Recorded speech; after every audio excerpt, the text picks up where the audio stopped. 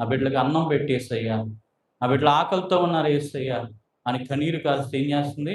ప్రార్థన చేస్తా ఉంటే, ఈవిడ చేసిన ప్రార్థన ఆ పక్కన ఎవరికి వినిపించింది? నాస్తికుడికి వినిపించింది.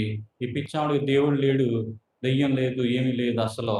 ఏం చేస్తుంది? పిల్లల్ని ఆకలితో మాడిస్తే ఏం చేస్తుంది? దేవుడికి ప్రార్థన చేస్తుంది పిచ్చిదాయి.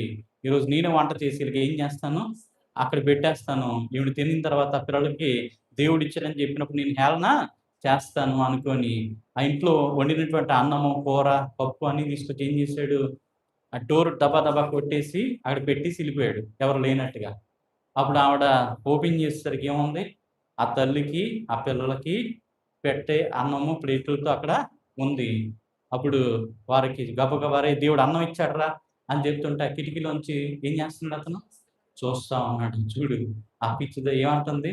నేనిస్తే దేవుడిచ్చాడని అంటుంది. అనుకోని చూస్తా ఉన్నాడు. అబ్జర్వ్ చేస్తున్నాడు. పిల్లలకి పెట్టగానే చక్కగా పిల్లలు ఏం చేశారు? కడుపు నిండా భోజనం చేశారు. చేతులు కడుక్కోవడానికి బయటకొచ్చినప్పుడు, "నీకు దేవుడు అన్నం పెట్టాడా?" అని అడుగుతున్నాడు. "అవునయ్యా! నా దేవుడు నా ప్రార్థన విని ఏం చేశాడు నాకు? నీ రూపంలో అన్నం పెట్టాడు. నీకు ప్రేరేపించి నాకు అన్నం పెట్టేటట్టు చేశాడు" అనగానే గక్కున మనిపాడు ఒకసారి. అవును కదా! నేనెందుకు ఈళ్ళకి అన్నం పెట్టాను? నేనెందుకు వీళ్ళ ప్లేట్‌తో తీసుకొచ్చి పెట్టాను? నాకెవరు ప్రేరేపించారు?